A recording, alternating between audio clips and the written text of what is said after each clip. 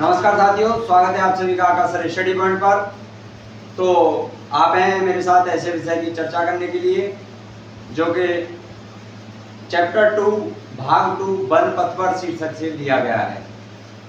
तो मैंने इसका पार्ट 1 डाल दिया है और उसमें पहली 4 लाइनों की पहली 4 चौपाइयों का व्याख्या की है और आगे आप समझते हैं। तो अगर आप इस तरह से लिखते हैं और अच्छे से समझते चलते हैं तो आपको नंबर पूरे मिलेंगे। तो देखिए चलते हैं आगे। तो यहाँ पर अगर ऐसा आपके पास पद्यांश आता है तो जल को गए लखन हैं, उसके बाद डॉट डॉट करके लिख देंगे बाढ़ बिलोचन बाढ़े, और फिर लिखते हैं उसका संदर्भ और फिर उसकी लिखते हैं व्याख्या। तो यहाँ पर मैंने इसकी व्याख्या लिखित में भी दे रखी है, आप समझिए और उसके बाद पढ़िए और ज़्यादा रट्टा नहीं लगाना है। तो चलिए बिना देरी किए इसे पढ़ते हैं। तो जब भगवान राम, लक्ष्मण और सीता जी वन जा रहे थे तो रास्ते में उन्हें प्यास लगी और लक्ष्मण जी पानी लेने के लिए गए। तो उस समय का यहाँ वर्णन किया गया है।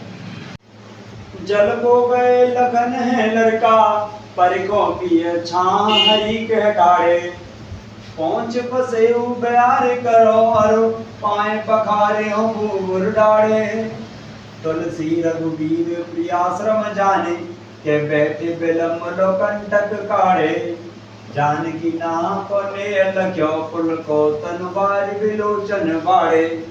यानी कि इस पद्यांश में माता सीता भगवान श्री राम से क्या कह रही हैं कि जल को गए लखन है लड़का, कि जब लक्ष्मण जी पानी लेने के लिए गए हैं तब तक परिको पिए छां हरी कह ठाड़े, तब तक हम वृक्ष की छां में खड़े होकर के उनका इंतजार कर लेते हैं। और क्या कह रही हैं कि पहुंच पसेऊ बयार करो और पाए पखारियों घूघर डाड़े, और वो कह रही है कि वहां पर मैं आपके पसीना पहुंच दूंगी और आपके पैरों को धुल दूंगी जो कि गर्मी से जल गए हैं।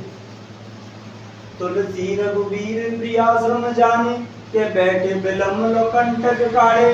और यहाँ पर तुलसीदास जी ने क्या वर्णन किया है? तुलसीदास जी कह रहे हैं कि भगवान श्री राम अपनी पत्नी की इस व्यथा को समझ करके वो जान गए कि सीता जी थकी हुई हैं, कि बैठे बिलम लो कंटक काढ़े, और बैठ करके बहुत देर तक अपना कांटा निकालते रहे।